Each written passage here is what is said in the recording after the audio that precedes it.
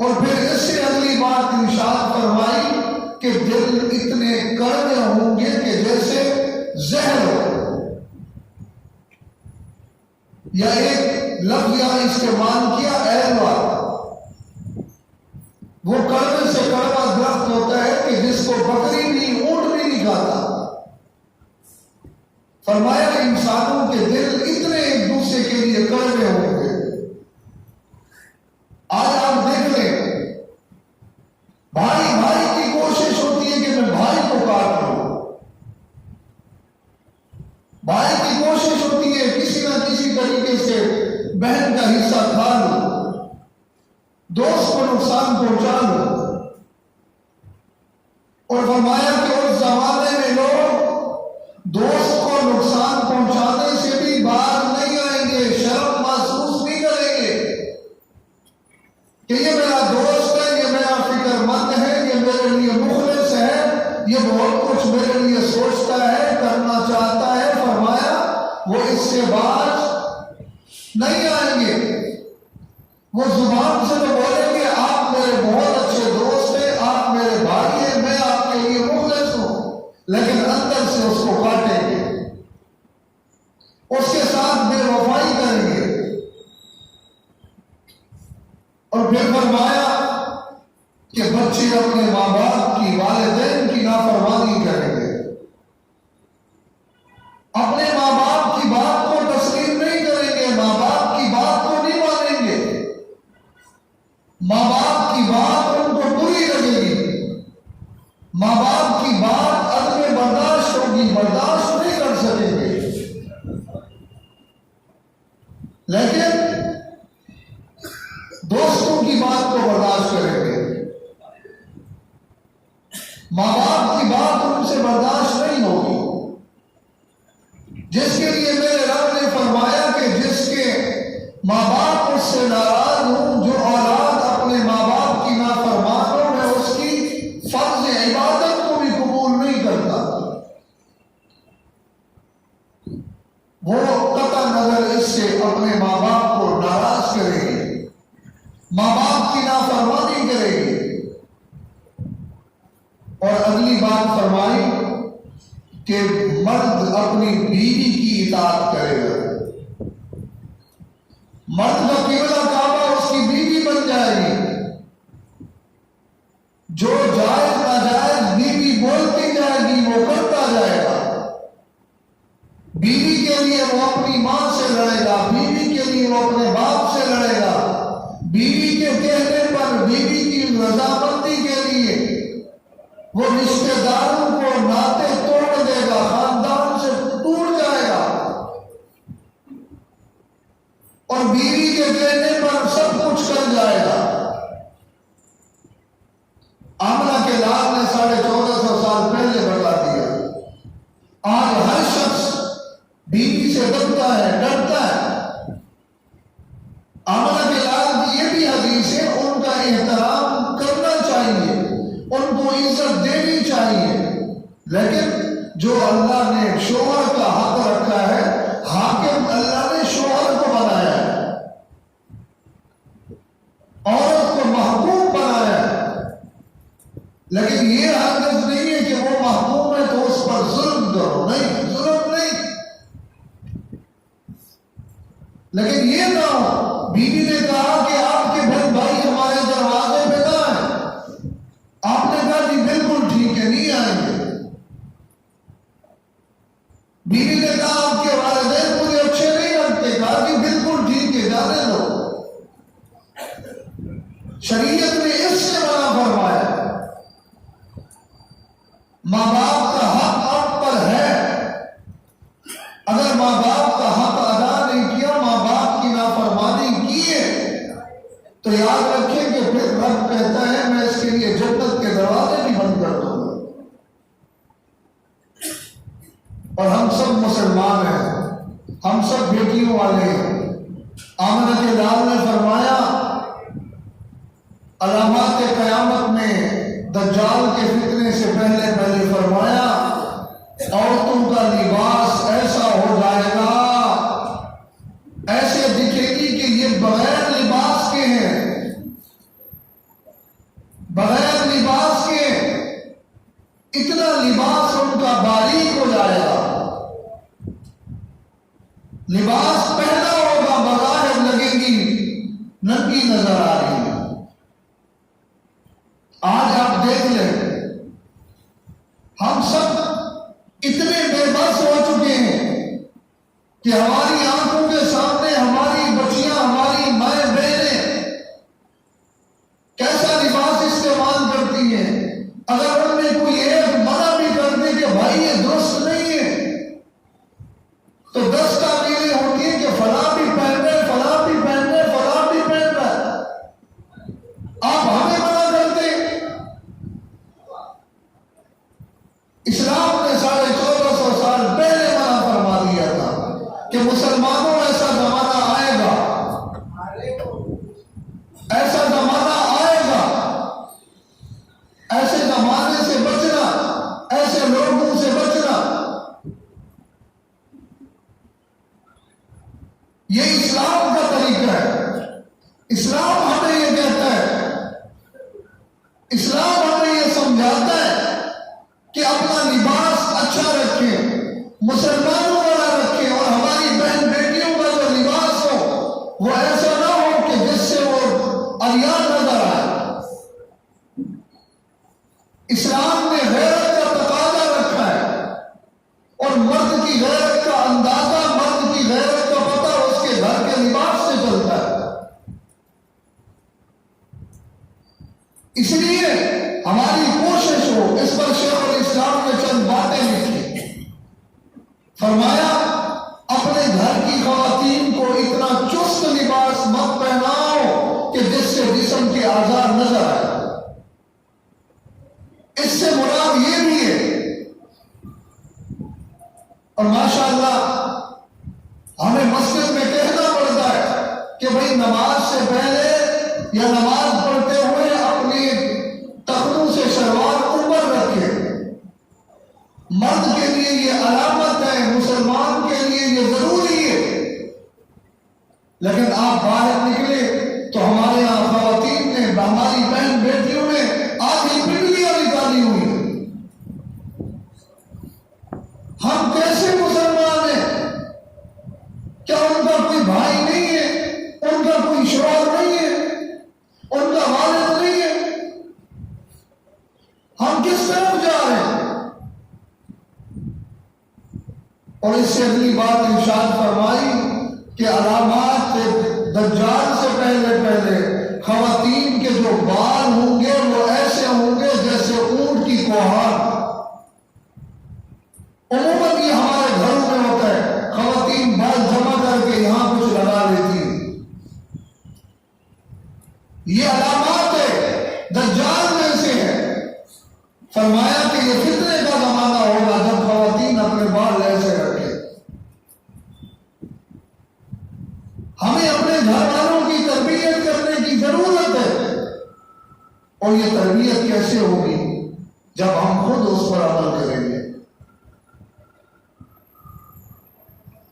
اور اس سے آگے فرمایا کہ عورتیں باندھی اپنے آقا کو چلیں گی۔ حضرت حذیفہ نے عرض کیا اللہ کے نبی اس سے کیا مراد ہے؟ آپ صلی اللہ علیہ وسلم نے فرمایا کہ بیٹی ماں کو ذلیل کرے گی، ماں ڈر کے رہے گی، ڈر کے رہے گی کہ میں اگر اس کو کچھ بولوں گی تو کہیں مجھے گالیاں نہ دے، کہیں مجھے سنا نہ دے، کہیں میری بے عزتی نہ کر دے۔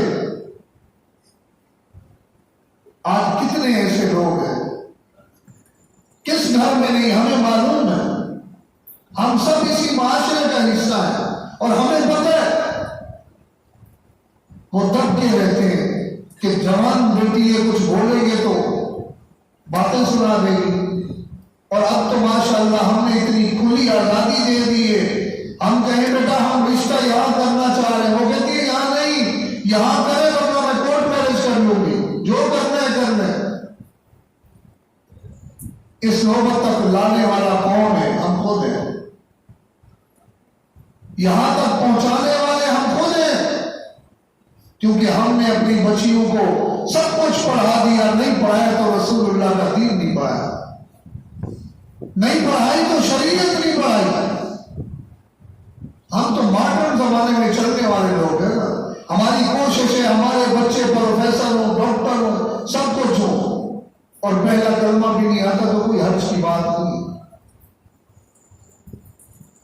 اور رسول خدا صلی اللہ علیہ وسلم نے فرمایا لوگوں، ایک زمانہ مسلمانوں پر ایسا بھی آئے گا کہ عورت مرد کے مقابلے میں مرد کے برابر کاروبار میں شراکت کرے گی، اور ہر کام میں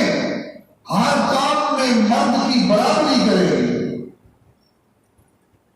ہر کام میں مرد کی برابری کرے گی. آج آپ کی اور میرے وطن عزیز میں نعرہ نہیں لگ رہا کہ ہمیں مردوں کے برابر حقوق دیے جائیں. یہ کون لگا رہا ہے؟ کوئی اسرائیل سے ہے؟ امریکہ سے ہے؟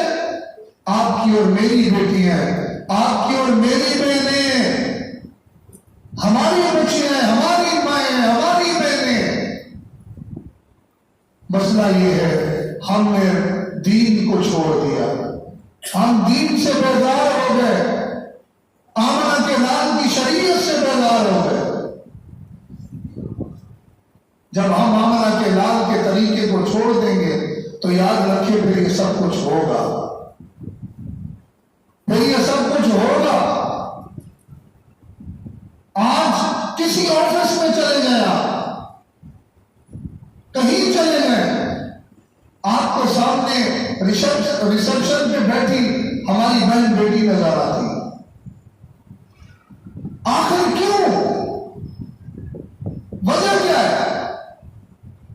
وجہ یہ ہے کہ یہود و نصارہ کا طریقہ ہے، مسلمانوں کا نہیں ہے. عورت عربی زبان کا لفظ ہے، اس کے معنی ہوتے ہیں چھپی ہوئی چیز. چھپی ہوئی چیز اس کا معنی ہے. اس لیے ہمارے یہاں ماشاءاللہ آج کل عورت نہیں کہا جاتا، لیڈیز کہا جاتا ہے. لیڈیز کا مطلب یہ ہوتا ہے کہ جس کے ساتھ دوپٹہ بھی نہیں ہے، جس کو شریعت کا دین کا پتہ ہی نہیں ہے. یہ انگریزوں کے الفاظ ہیں، مسلمانوں کے نہیں. اور پھر ہم رو رہے ہوتے ہیں جناب ظلم ہو گیا، ظلم ہو گیا. ظلم کیسے نہیں ہوگا؟ ظلم تو ہم خود کر رہے ہیں. اس سے اگلی اور خطرناک بات فرمایا ایک زمانہ ایسا بھی آئے گا کہ مرد عورتوں کی مشابہت اختیار کر لیں گے. دور سے آنے والا لگے گا مرد یا عورت ہے. آج ہمارے مردوں کا ماشاءاللہ، اور پھر لباس بھی ایسا ہوتا ہے، پھر حرکات و سکنات بھی ایسی ہیں، نہیں پتہ چلتا کہ یہ شریف ہے یا شریفہ ہے. کیسے ہم مسلمان ہیں، کیسے ہم مرد ہیں؟ اور اس سے اگلی بات اسی کے زمن میں شیخ الاسلام نے لکھی، فرمایا اس سے مراد ایک یہ بھی ہے کہ مرد عورت بن جائے گا، عورت مرد بن جائے گا. آج آپ کے پاکستان میں ماشاءاللہ بل بھی پاس ہو چکا ہے کہ اب اگر کوئی جنس تبدیل کروانا چاہے تو اس پہ کوئی حرج نہیں ہے. یہ وہ ساری باتیں ہو رہی ہیں، اور یہ دین سے کون تبدیل کروا رہے ہیں؟ ہمارے پاکستان کے لوگ نہیں، ہم میں سے نہیں.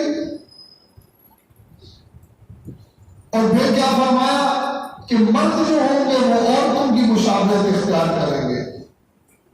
انہیں اچھا لگے گا عورتوں والا میک اپ کرنا، لباس پہننا. آج وہ سب ہو. اور پھر فرمایا گانا بجانا ہر جگہ عام ہوگا، ہر گھر میں ہوگا. ابھی بات بری تو لگے گی لیکن ہم سب معاشرے کا حصہ ہیں. پہلے تو گانے بجانے والے کم ہوتے تھے نا، جا کے سننا پڑتا تھا. کسی کو دیکھنا ہے ناچنے گانے والیوں کو تو بلوانا پڑتا تھا. اب تو ہم نے ترقی کر لی الحمدللہ.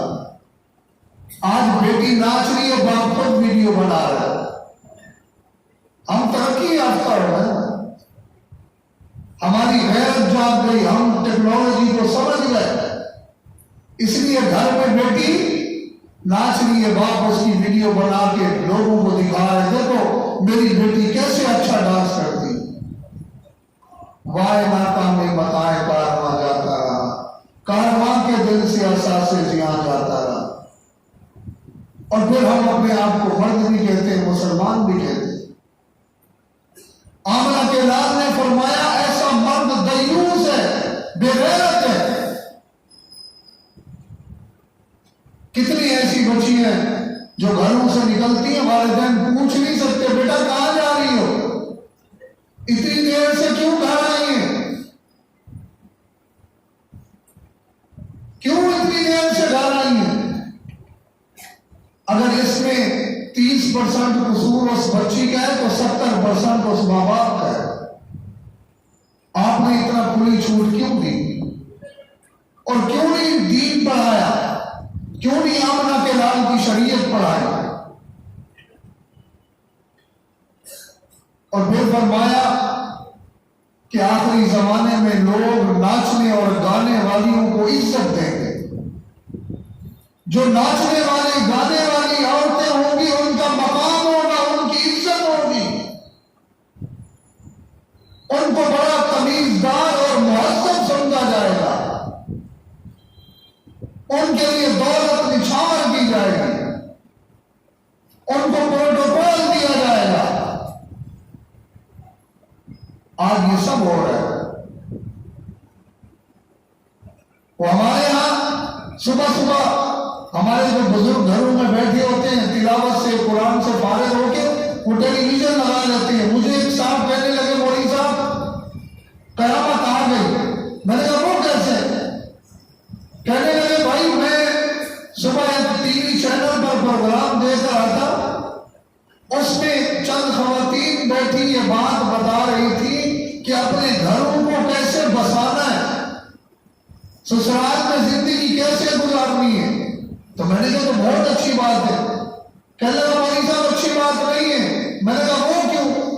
کہہ رہے وہ جو ساری خواتین یہ باتیں کر رہی تھی، اللہ کے فضل سے وہ ساری طلاق یافتہ تھی، ان میں کوئی ایک بھی ایسی نہیں تھی جس نے اپنا گھر بسایا ہو، اور وہ ساری ناچنے گانے والی تھی۔ اور کیا فرمایا کہ زمانہ ایسا آئے گا لوگ علماء کو گالیاں دیں گے، لوگ علماء سے بدظن کیے جائیں گے اور اپنے سے پہلے والے لوگوں پر لعن طعن کریں گے۔ آج دیکھ نہیں رہے صحابہ کرام تک بھی معاذ اللہ ان کی گستاخی کی جاتی ہے۔ وہ لوگ اتنے مہذب لوگ جو چلتے مکہ کی گلیوں میں، آواز مدینے میں آتی ہے، آواز جنت میں آتی ہے، لوگ ان کو بھی گالیاں دے رہے۔ کیوں؟ ہم نے دین کو چھوڑ دیا، ہم نے رسول اللہ صلی اللہ علیہ وسلم کے فرمان کو چھوڑ دیا، اور فرمایا کہ آخری زمانے میں جو دنیا کا سب سے ذلیل ترین آدمی ہوگا وہ حکمران ہوگا، وہ بادشاہ ہوگا، وہ حکومت کرے گا اور ظلم کو فخر سمجھا جائے گا۔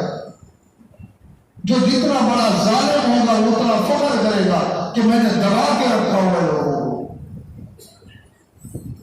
میرا نام چلتا ہے، میرا ڈنکا بجتا ہے۔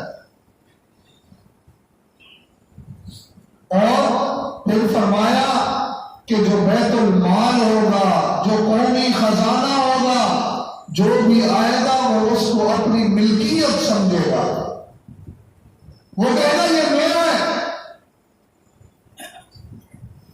یہ کسی اور کا نہیں ہے، یہ تو میرا ہے، میں وزیر اعظم ہوں لہٰذا یہ سب کچھ میرا ہے۔ اس لیے میرے بچے کے ساتھ بھی پروٹوکول چلے گا، میری بیوی کے ساتھ بھی چلے گا، اور جاتے ہوئے جو کچھ ہوگا وہ بھی میں سمیٹ کے لے کے جاؤں گا۔ یہ آمنہ کے لال نے 1450 سال پہلے فرما دیا۔ ہمیں اس سے بچنا کیسے؟ اللہ اور فرمایا کہ آخری زمانے میں بدکار جو ہوں گے نا بدکار، ان کی آوازیں مسجدوں میں بلند ہوں گی۔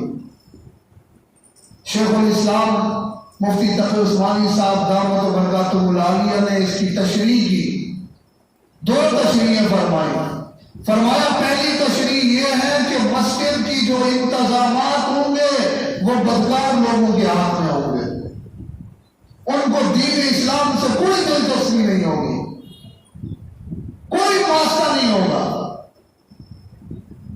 وہ سود کا کاروبار کرے گا، دوسرا تیسرا کاروبار کرے گا، اور بس جمعے والے دن سر پہ ٹوپی رکھ کے آ جائے گا میں تو مسجد کمیٹی کا صدر ہوں۔ اس لیے اور پھر حضرت نے فرمایا کہ وہ علماء کو حق بات نہیں کرنے دے گا۔ کیوں؟ کہ اگر یہ حق بولے گا تو ہمارے خلاف ہے، اس لیے کہ ایسے لوگ ہوں گے جو انتظامات سنبھالیں گے۔ اور دوسرا اس کا ترجمہ حضرت نے یہ کیا، اس کی تشریح فرمایا ایسے لوگ ہوں گے بد کردار قسم کے کہ وہ مسجد کا لحاظ ہی نہیں کریں گے، کسی سے تھوڑی سی کوئی بات ہو جائے گی تو مسجد میں گالم گلوچ کریں گے، مسجد میں ایک دوسرے سے لڑائی کریں گے، مسجد کی توہین کریں گے، اور مسجد میں صرف اس لیے آئیں گے لوگوں کو نظر آئے کہ ہم نمازی ہیں۔ ان کا دل فرمایا ایسے مسجد میں سے بیزار ہوگا، ایسے بیزار ہوگا جیسے قیدی کا دل جیل میں بیزار ہوتا ہے، فوراً نکلنے کی کریں گے، بس لوگوں کو نظر آ جائے، بدکرداری ہوگی۔ اور پھر فرمایا کہ مسجدوں کے بڑے بڑے مینار بن جائیں گے، بڑے بڑے مینار ہوں گے، مسجدوں کی زیب و زینت ہوگی، لوگ فخر کریں گے ہم نے اتنی بڑی مسجد بنائی ہے، ایسی مسجد بنائی ہے، لیکن برکات سے خالی ہوگی۔ آج وہ زمانہ آ گیا، آج ہم سب اس کو دیکھ رہے ہیں، ہماری آنکھوں کے سامنے ہے۔ آخری بات ارشاد فرمائی آمنہ کے لال نے، حضرت حذیفہ نے فرمایا اللہ کے نبی ہم اس سے بچیں گے کیسے؟ یہ سب کچھ تو نظر آ رہا ہے لیکن ہم اس سے بچیں گے کیسے؟ 2 باتیں رہیں گی وہ بھی عرض کر دیتے ہیں۔ فرمایا کہ شراب عام پی جائے گی، اور شراب اتنی پی جائے گی کہ چلتے راہ شراب پی جائے گی، کوئی روکنے والا نہیں ہوگا، کوئی منع کرنے والا نہیں ہوگا، اور لوگ شراب کی حلت کے قائل ہو جائیں گے، کہیں گے یہ تو حلال ہے۔ آج کچھ آتے ہیں نا وہی سب، اگر ڈاکٹر کہے دوائی کے طور پر تو پی لینی چاہیے، یہ تو حرام نہیں ہے۔ یاد رکھیں حلال میں شفا ہے، حرام میں اللہ نے شفا رکھی نہیں۔ جب شراب مطلقاً حرام ہے اس میں شفا کہاں سے آ گئی؟ یہ ہو ہی نہیں سکتا کہ اللہ نے شراب میں حرام چیز میں شفا رکھی ہو۔ فرمایا لوگ شراب کو پیئیں گے، عام پیئیں گے۔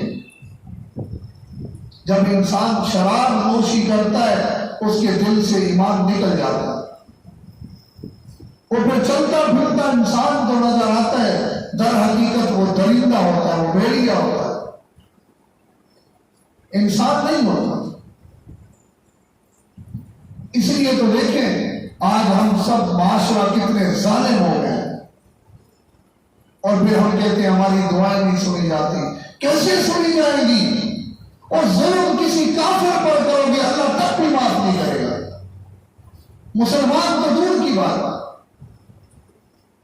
ہم کتنا حق دیتے ہیں مزدوروں کو، ہم کتنا حق دیتے ہیں جو ہم سے تھوڑا سا نیچے ہے، ہم اس کو حق دیتے ہیں۔